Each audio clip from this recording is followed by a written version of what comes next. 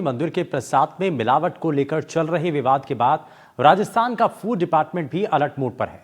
इसी को लेकर फूड डिपार्टमेंट ने प्रदेश के 14 मंदिरों के लिए भोग सर्टिफिकेट जारी किए हैं। अब तक लगभग 54 मंदिरों ने भोग सर्टिफिकेट के लिए आवेदन किया है। आपको बता दें कि इसमें मंदिर के प्रसाद के अलावा पानी और रॉ मटेरियल के भी सैंपल लिए जाते हैं, जिसकी जांच के आधार पर ही सर्टिफिकेट जारी किए जाते हैं।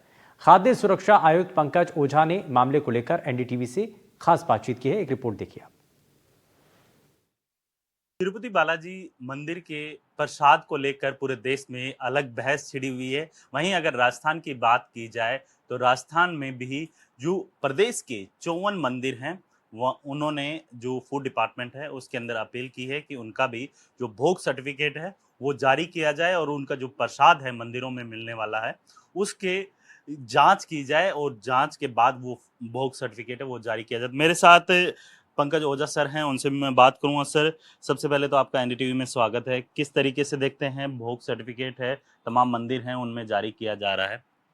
राजस्थान में अच्छी बात यह है कि हमारे यहाँ के जो मंदिर, महंत, पुजारी, धार्मिक संस्थाएं, गुरुद्वारा हैं, उन सब लोगों ने जो भारत सरकार की food safety standard authority of India FSSAI जिसको जानते हैं, उसकी एक नवाचार योजना है, राइट प्लेस ऑफ वर्शिप भोग सर्टिफिकेट।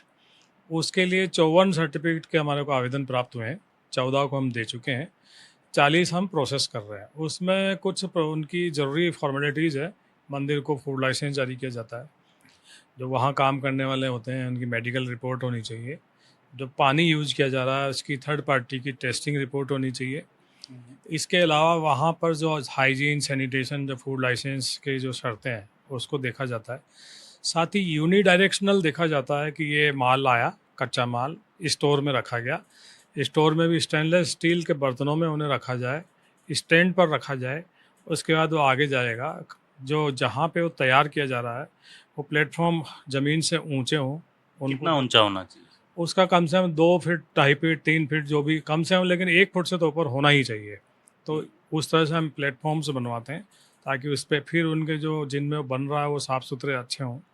फिर वो आगे प्रोसेस होगा, आगे जाएगा। फिर वो जब प्रोसेस हो जाएगा तो उन थाल या जिसमें भी वो रखे गए हैं उनको भी ज़मीन से 1 फुट ऊपर या कम से कम 10 इंच ऊपर के जो प्लेटफॉर्म्स हों स्टेनलेस स्टील के, उस पे उसको रखा जाए और फिर अच्छे से उनको स्टोर किया जाए। साथ ही जो इंग्रेडिएंट्स हैं, खाद्य सामग्री, वो अच्छी क्वालिटी की आए। घी अगर यूज हो रहा है तो घी की भी वो टेस्टिंग करवा लें। वो अपने स्तर पे करा सकते हैं, थर्ड पार्टी। वो सारी जब हो जाती है, औपचारिकताएं पूरी हो जाती है, तो उसके बाद FSSAI के प्रतिनिधि आते हैं, वो इंस्पेक्शन करते हैं। संतुष्ट होने पर ये भोग सर्टिफिकेट जारी कर देते हैं। लेकिन सर, देखा जाता है कि अभी विवाद छिड़ा हुआ है प्रसाद को लेकर, क्योंकि लोग जैसे मंदिरों के बाहर आप जाते हैं तो मंदिरों के बाहर काफ़ी मिठाई या फिर प्रसाद के लिए अलग अलग शॉप्स लगी रहती, तो उनके लिए भी क्या इसी तरीके का सर्टिफिकेट जारी होता है या फिर ओनली मंदिरों के लिए? ये वाला तो जो मंदिर में भगवान जी के लिए या जो भी धार्मिक संस्था है जो खाना बना रही है, ये उनके अंदर वाले प्रेमिसेस के लिए ही है। बाहर जो व्यापारी फूड वेंडर्स बेच रहे हैं उस पर तो विभाग वैसे भी जनरली सैंपल्स लेता रहता है और कार्रवाई वैसे भी रूटीन में भी होती रहती है। लेकिन सर, अगर मैं राजस्थान की बात करूं तो प्रदेश के आपने बताया कि 54 मंदिरों ने इसके लिए आवेदन कर रखा है, तो अभी अगर जयपुर की बात की जाए तो जयपुर के कौन कौन से मंदिरों को अभी ये भोग सर्टिफिकेट है वो मिल चुका है? जयपुर में इस्कॉन है, अक्षय पात्र है, मोती डूंगरी जो मंदिर है गणेश जी का, उनको मिल चुका है। और कल हमने बातचीत की तो खोले के हनुमान जी जो मंदिर जो बड़ा फेमस है और बहुत ज़्यादा लोग जाते हैं, उनके द्वारा भी इसमें रुचि जाहिर की है। आज हमारी टीम ने वहाँ जा कर के उनको सुझाव, मार्गदर्शन देकर आवश्यक तैयारियाँ वहाँ करवाई हैं। अगर सर बात की जाए इस भोग सर्टिफिकेट के लिए, तो इसके अंदर क्या क्या मानक देखे जाते हैं? जैसे मान लीजिए कि मंदिर के अंदर ही जो पानी है उसकी क्वालिटी भी चेक की जाती है? पानी की क्वालिटी चेक करवाते हैं वो थर्ड पार्टी जो लेबोरेटरीज है, उससे उसकी इंस्पेक्शन रिपोर्ट जरूरी है। घी की रिपोर्ट जरूरी है। वो अपने स्तर पे जो भारत सरकार ने NABL, जो हमारी बहुत सारी प्राइवेट लेबोरेटरीज है, उनको सर्टिफाई किया हुआ है, तो वहाँ से वो करवा सकते हैं। तो सारी चीज़ें देखी जाती है। मेडिकल सर्टिफिकेट्स होने चाहिए, फूड लाइसेंस होना चाहिए, सैनिटेशन और हाइजीन के जो फूड लाइसेंस के मानक स्तर हैं वो सारे उसके पूरे हों।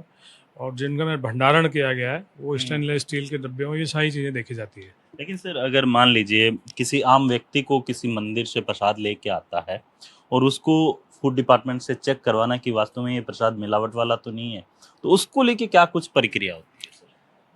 ये एक अलग सवाल है कि अगर वो व्यक्ति करवाना चाहता है हम्म। तो उसकी जो एक्ट के अनुसार तो दूसरी चीज़ें हैं, क्योंकि एक्ट हमारा ये कहता है कि हो सकता है कई इस तरह के भी उपद्रवी होते हैं कि प्रसाद मंदिर से लिया उसमें कुछ मिला दिया बिल्कुल।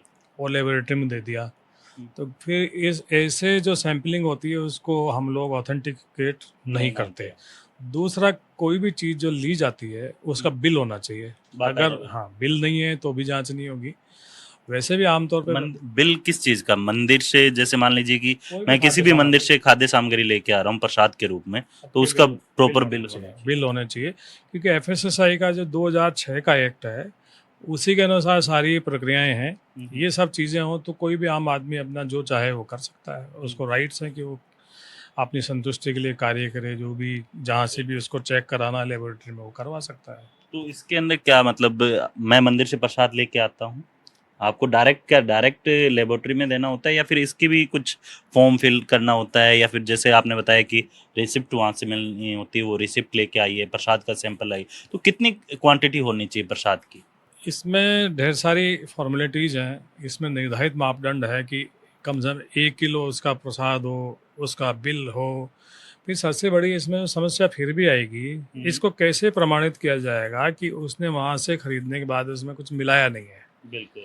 तो ये प्रक्रिया संदेहास्पद ही रहेगी। अगर मान लो कोई उपद्रवी है, यहाँ सब तरह के लोग होते हैं, बिल्कुल। वो इस तरह से अगर करवा लेता है तो कैसे कहा जाएगा कि ये उस मंदिर का प्रसाद है कि जी। नहीं है? तो ये थोड़ा विवादास्पद विषय है, इसलिए मैं इस पे कुछ कहना नहीं चाहूँगा। लेकिन सर एक चीज देखा जाता है कि अपने राजस्थान की बात करूं तो राजस्थान के अंदर जैसे प्राइवेट तो लेबोरेटरी काफी है, सरकारी अगर लेबोरेटरी की बात की जाए तो क्या संभाग स्तर पे इतनी सफिशिएंट लेबोरेटरीज हैं? हमारे राजस्थान में 11 लेबोरेटरीज हैं जो काम कर रही हैं। हम्म। सरकारी लेबोरेटरीज काम कर रही हैं, 11 हैं। तो कितने दिन में ये रिपोर्ट आ जाती है सर? हम हमारी सैम्पलिंग करते हैं हमारे स्तर की, आम आदमी की नहीं बोल रहा हूँ मैं। तो हमारे ये निर्धारित है कि वो लगभग 14-15 दिन में रिपोर्ट जो एनफोर्समेंट में ली जाते हैं उसमें रिपोर्ट आती है। बिल्कुल, ये थे पंकज ओझा सर, जिनका साफ तौर पे कहना है कि अगर कोई आम व्यक्ति भी अगर भोग जो मिलता है भगवान के मंदिर से, जो प्रसाद मिलता है, उसका अगर लेबोरेटरी के अंदर जांच करवाना चाहे तो उसकी अलग प्रक्रिया होती है। लेकिन वहीं अगर राजस्थान के जो तमाम जो मंदिर हैं उनकी बात की जाए तो उन 54 मंदिरों के द्वारा आवेदन किया गया है जो भोग सर्टिफिकेट है उसके लिए, लेकिन अभी तक 14 जो मंदिर हैं उनको भोग सर्टिफिकेट जो फूड डिपार्टमेंट है उसके द्वारा जारी कर दिया गया है। उनके जो मानक होते हैं उनके मानकों के अनुरूप है वो जो प्रसाद है वो पाया गया और उसी के आधार पे भोग सर्टिफिकेट जारी किया